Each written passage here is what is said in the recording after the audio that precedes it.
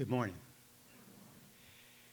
If there is anybody who cannot see the screen or cannot see me at this time, I encourage you to find a spot that is comfortable where you can see the screen and can see me.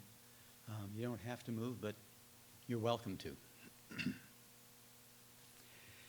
So this morning, I would like to address the question,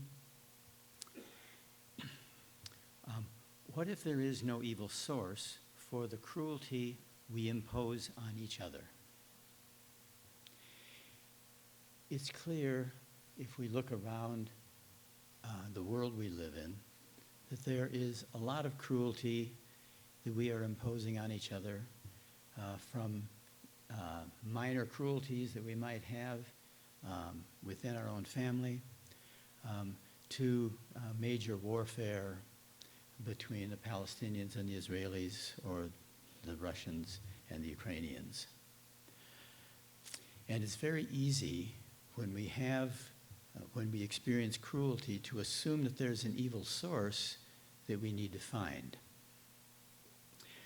I'm suggesting that we do not need to find an evil source, that the pursuit of an evil source itself is dehumanizing to the seeker and the one who is found as the evil source. So if, as I'm asserting, there is no evil source, how do you explain this evil? And that's what we're going to be about talking this morning.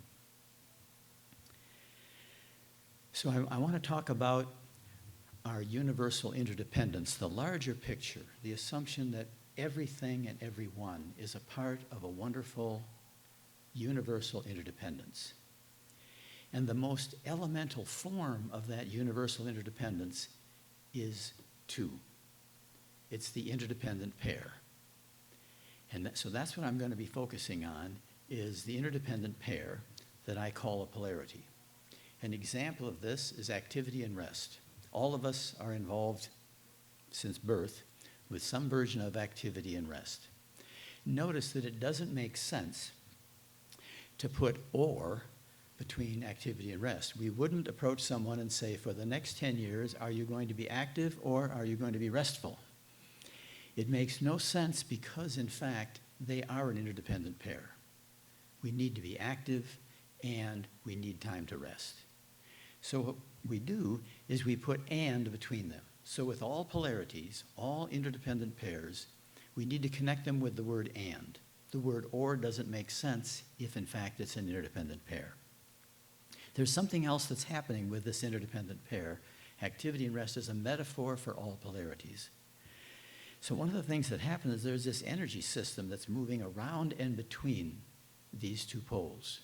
What I'd like you to do with your hands, if you would for a second, is I'd like you to bring your hands up like this.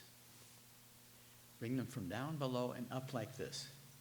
So the energy is going towards the upside of both poles. Now, that is yang energy. It differentiates the two poles. So activity and rest never become the same thing, right? They're separate.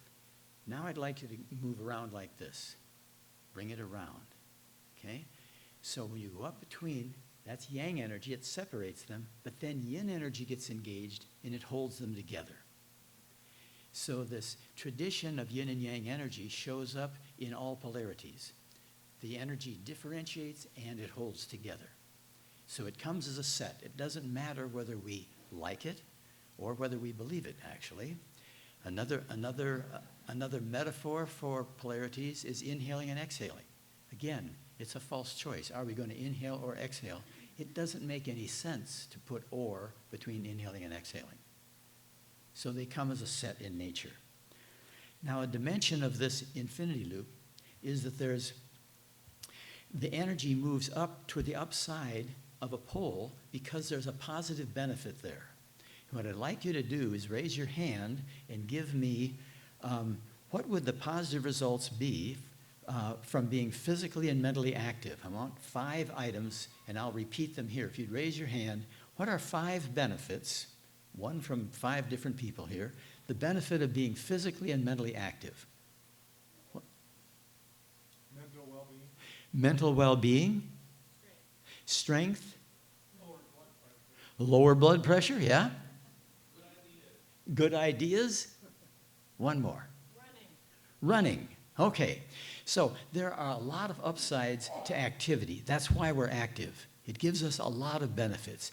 It's rich. So with all polarities, what each pole brings is an upside to the relationship between the two poles. So activity gives us all of that. What happens is, if you focus on activity to the neglect of its partner, it becomes dysfunctional. It doesn't mean you're a bad person, but you can get in real trouble. So, 5 more things from maybe 5 different people here. What happens, what are the negative results from over-focusing on activity to the neglect of rest? What do you get there? Activity with no rest leads to injury. What else? Burnout. Confusion. Exhaustion. Fatigue. Okay. Now, notice how quickly we can come up with the content here. It's because we've lived in this polarity our whole life, so we've experienced that downside. When you experience the downside of one pole of a polarity, the natural antidote is the upside of the pole's partner. When you're in the downside of activity, burnout, exhaustion, the natural self-correction is to get some rest. Now, when you go to get some rest, what are the positive results of getting some rest? Positive results from being getting physical and mental rest are, what have we got? Relaxation. Rejuvenation. Alertness. Healing. Yes, healing. Creativity. Exactly. So again, a great upside. So notice how with all polarities, there are 2 great upsides. No question. And that's why we engage both of them, right? However, just like activity has a downside, so does rest. Rest without any activity has another downside. So what are the negative results if we overfocus on rest to the neglect of any activity? I'd like you to imagine you're in bed for, say, 3 months, no TV, no phone, yeah, you know, and you're just sitting there in bed. Depression. Atrophy, yep. Obesity. Weakness, yep. One more. Bed sores, exactly. All right, now you're getting into it. Exactly. So notice, though, we had this great list for the upsides of rest, but rest without its partner becomes just a disaster. Now, does that make a person a bad person because they're experiencing bed sores and atrophy of their muscles? No.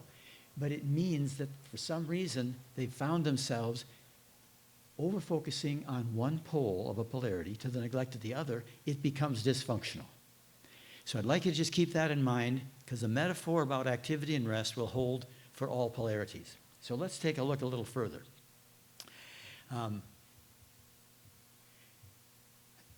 So what if the root cause of some evil results is the pursuit of one good to the neglect of its interdependent good? I'm suggesting the source of evil is pursuing one good to the neglect of its interdependent good. It shows up as evil. But we don't have to blame somebody as being inherently evil. There are no inherently evil people or groups or organizations. There are individuals, groups, and organizations that do evil things. That does not make us or them inherently evil. But this is how this shows up. So if you've got 2 goods, you've got 2 good results if you pursue those, whatever they are. If it's a polarity, they each bring something good to the table. Also, if you bring or to it, if we focus on either or thinking and you just focus on the good results on the left, you're going to get evil results, which is the downside of that pole.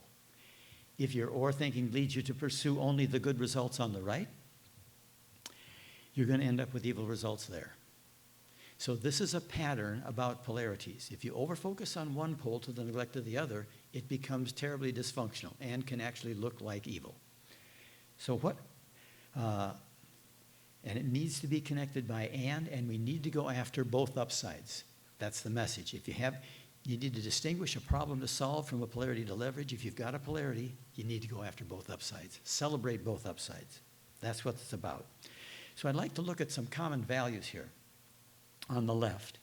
And what we're going to do is we're going to look at common values, and then we're going to look at underlying polarities about those values, and you're not going to find any evil anywhere in this process until we get to the downsides of some polarities.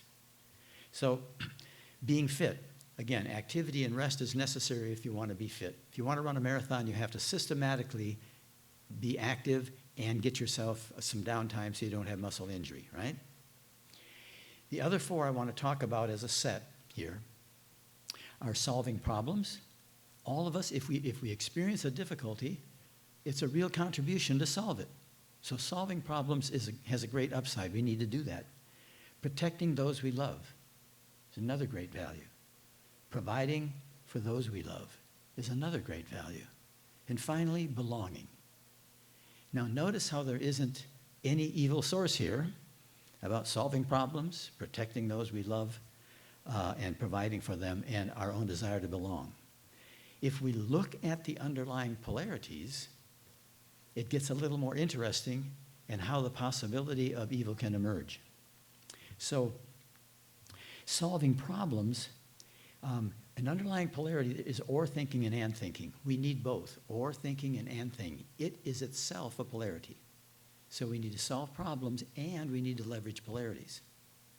If we think everything is about solving problems and we see everything as a problem to solve without being aware that some of them are polarities that need leveraging, then we get in trouble because we make a false choice. We see one pole or the other as the solution, and that's what the setup is.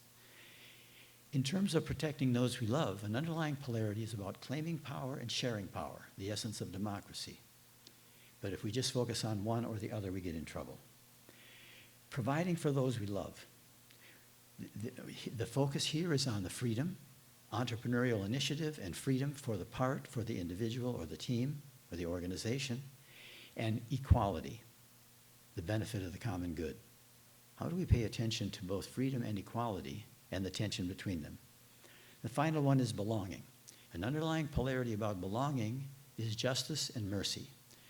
So what I'm going to do is I'm going to walk through these and I'm going to stack them so you can see how the combination of choosing one or the other gets us in trouble. So the first one, being fit, activity or rest won't get you fit. Solving problems, if we say we're going to have or thinking, if we chose activity, we get in trouble. With the or thinking or and thinking polarity, we tend to come by problem solving and or thinking naturally. Am I going to take this new job or not? Are we going to go to the moon or not? Who are we going to vote for as the next president? Am I going for this person or this person? There's a lot of problems we have to solve with or thinking. It's essential. But if we do it to the neglect of and thinking, we get in trouble. And if we bring this or thinking as an unconscious choice to the issue about power, it gets to claiming power or sharing power, and we decide to claim power, it leads to the abuse of power. Claiming power without sharing power becomes an abuse of power. Now, if we continue to bring this or thinking to the tension between freedom and equality, we overfocus on freedom to the neglect of equality, we get gross inequality. And if we bring that or thinking to justice or mercy, and we focus on justice to the neglect of mercy, it leads to straight out self-righteous cruelty. So this is how we can find ourselves with a set of common values and underlying polarities that can get us in trouble. So the first one about solving, I'm just going to run through now each of these four. What if an implicit bias for or is the root cause for mismanaging a stack of polarities? And this is the first one, is or and itself. The benefits of or thinking is that we're decisive and clear and problems get solved. Absolutely essential. The benefits of and thinking is that it's thoughtful, it's flexible, and it pays attention to polarities so that you can leverage them, so that you can do both. So we need to both solve problems and leverage polarities. If you focus on the or thinking, your fear can be that you're going to get the downside of and alone. I'm not proposing that and thinking is a solution to a problem here. I'm saying that and thinking needs to be a supplement to or thinking. The problem with and thinking alone is it's slow to act, ambiguous, and stuck in ambivalence if it doesn't have the benefits of or thinking, right?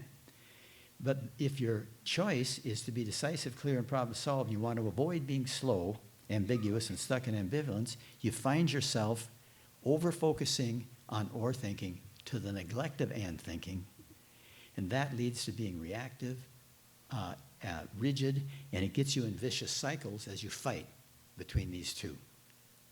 So now, the first is or thinking, and if you choose or thinking for the rest of these three polarities, you get yourself in trouble. We need to have and here. What about claiming power and sharing power? What if we bring an or bias to our addressing of explicit power? When we claim power, the upside of that is that we have the power to protect loved ones and our interests. It's important that we claim power on behalf of ourselves and others, that we have a voice, as was mentioned in the poem. It's also important that whoever they are have power to protect loved ones and their interests. We need to protect our interests as the United States, and we need to allow other countries to protect their interests. If it's just about protecting our interests, that gets into an abuse of power. So if we look at or thinking and we say, wait a minute, I need to have power to protect my loved ones. And if we get in a struggle with somebody else and we're defeated, we'll be unable to protect our loved ones or our interests. And we could be oppressed and seen as inferior. The possibility of losing in a power struggle with somebody else can be so frightening that we spend a significant amount of our national budget on protecting our country. That investment is holding on to the pole of claiming power. But if we claim power without sharing it, it becomes abusive. What does that look like? They, whoever they are defeated and unable to protect loved ones or their loved ones' interests. Explicit power superiority leads to inequity and implicit bias and group superiority. For example, white settlers coming to the United States and claiming power over native people and taking the land, and then bringing enslaved people to work the land, is an example of claiming power without sharing power. These are really extremely cruel things. But what's their source? It's not some sort of inherent evil about my ancestors from Norway. But it does have to do with the misunderstanding about the polarity of claiming power and sharing power. And claiming it under the rationale, I need to protect my family or my country or whatever that is. In the name of protection, I'm going to claim power and I'm not going to share it. But when we have power over, now we need to legitimate that power over and we need to maintain it. So we write the laws when we have the power, right? So we can claim that why did we win in this struggle over the land? Why did we win over native peoples? Because we're smarter.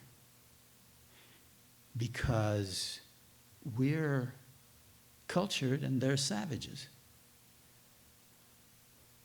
Why did we find ourselves owning slaves and working our land? Because we're smarter. The white superiority comes over a power superiority at a point in time. And so what happens with this military or power and power over leads to an abuse of power over those who we have marginalized. So it's an issue between dominant culture and marginalized cultures. And that doesn't mean, by the way, that anybody in this picture is inherently evil. There's no evil source here. But the assumption of power leads to a disastrous result. Democracy is an effort to support the notion of claiming power and sharing power. So that's one. So we've claimed power and we've got it. So white males here in the United States, me. What if we bring an or bias combined with this power that we've gained and we want to hold on to when addressing the notion of abundance for some and basics for all? I believe that it's possible to have abundance for some and basics for all. But if we don't think that's possible, if we assume, and let me just talk here, that we can't have both abundance and basics for all, what I mean by these items, by the way, abundance of what? I'm talking about education, healthcare, jobs, food, shelter, and safety. If I assume that in order to allow for basic housing for everyone, I have to give up one of my houses, I'll resist the effort to provide basic housing for everyone. I will unconsciously resist it. I can even be on the board. I can even invest money in basic housing for everyone, but I will unconsciously undermine it to the degree my mindset is either we have abundance for some or basics for all. If I see it as an either-or proposition, I will undermine it. And so what I'm afraid of, possibly, is if I really went with basic housing for everybody, I'm going to have to lose one of my places. So I've got that or point of view, and what that leads to is poverty for more and more. Poverty of education, gross inequality in education, in access to health care, access to jobs for a living wage, access to food, access to shelter, and access to safety. Again, no evil source here, but the assumption that you can't have both leads to over-focusing on the pull for freedom to the neglect of equality. Now I want to talk about this final one, about belonging. And I'm going to use two different examples here.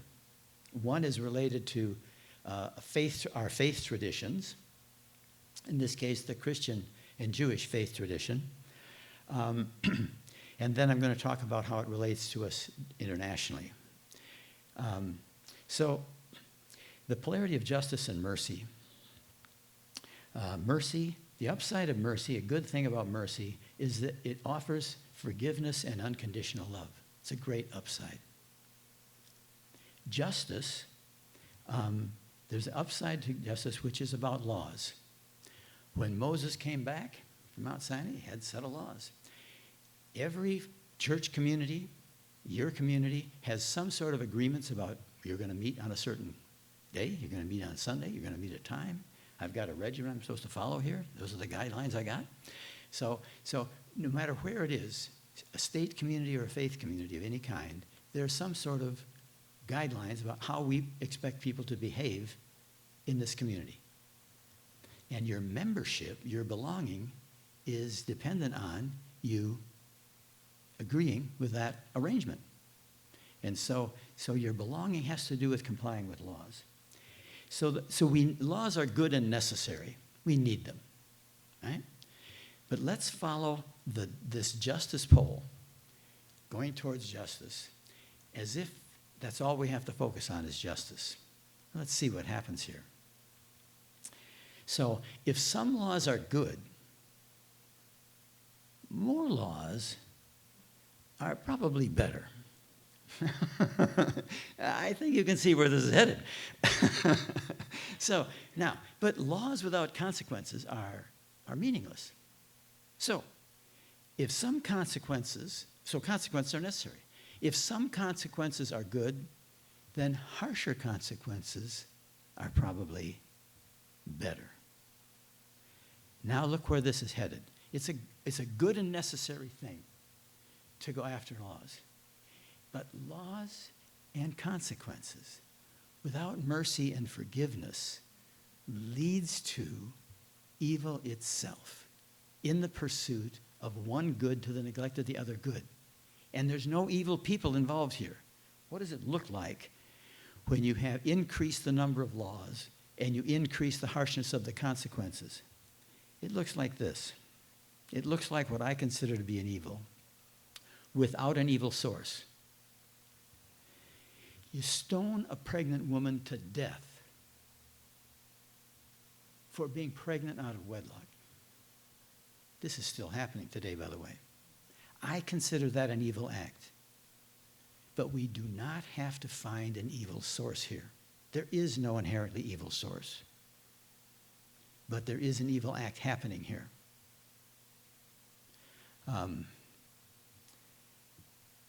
So let's look at the other side. What happens if we overfocus on forgiveness and unconditional love, which is a great thing? We do it without any laws or consequences. What happens is we ignore the stoning.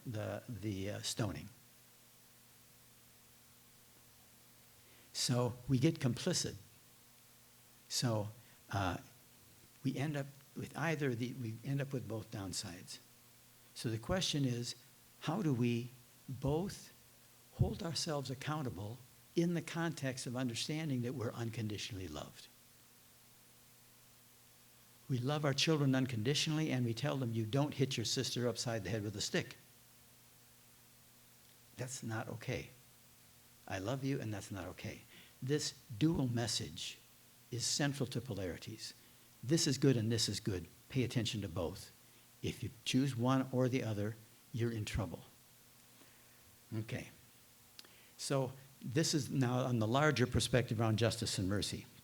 So with justice, we stand up. We use laws to serve and protect. On the other hand, the parallel from standing up is understanding. The parallel to use laws to serve and protect is you use forgiveness to heal self, others, and relationships.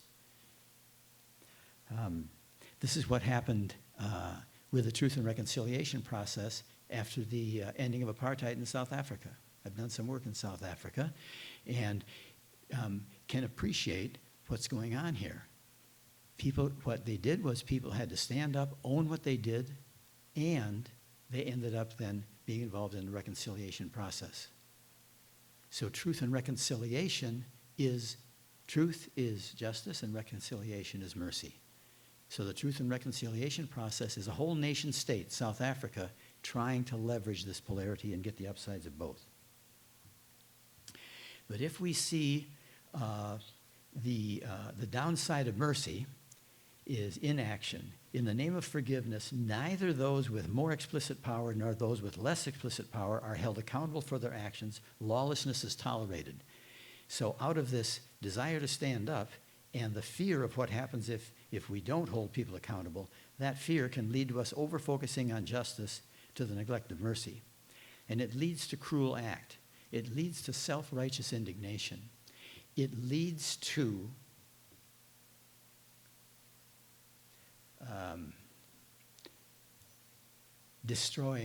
virtually destroying Gaza. It leads to Hiroshima and Nagasaki,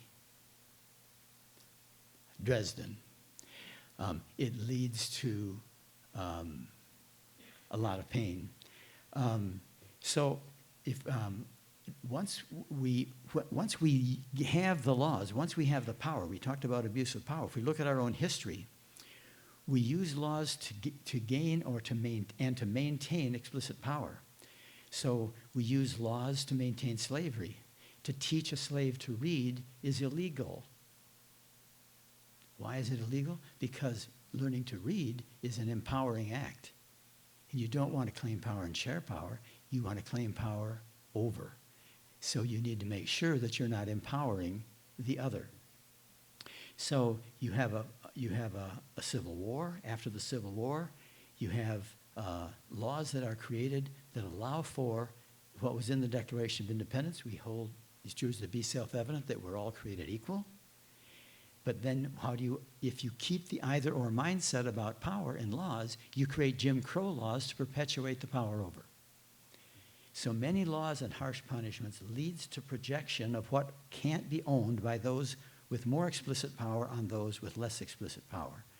So if I have a system that has a lot of laws and harsh consequences, and I can't own, there's no mercy, so I can't own my own shortcomings because the consequences are so harsh, what I will do is I will project my shortcomings on somebody else. And so if you have the power to own the projection screens, then you can project them. Those in power can project what we don't want to own onto people who, as a dominant culture, you can project them onto those who have been marginalized. So we need and. So what happens here in a summary, or thinking alone without and thinking, we bring that to claiming power without sharing power. And then we bring it to choosing freedom over equality, choosing justice over mercy, and we get all of the downsides of or thinking alone, claiming power without sharing power, freedom without equality, and justice without mercy. And it looks like poverty, racism, and sexism with no evil source. So what do we do about this? My suggestion is that if we could supplement or thinking with and thinking as an essential element to interrupting poverty, racism, and sexism. So what we can do is we can connect or with and. We can solve problems and we can leverage polarities. We can claim power and we can share power. We can support freedom and we can support equality. We can support justice and we can support mercy. And that can interrupt poverty, racism, and sexism. So in dealing with these evils in the world, there is a way to deal with them. We need to appreciate the source. So the final the initial question, I'm going to add two more questions. What if there is no evil source for the cruelty we impose on each other? And I think there is no evil source. Another question, what if our cruelty comes from using or thinking when interdependence requires and thinking? Final question, what if universal interdependence is the embodiment of unconditional love? Thank you.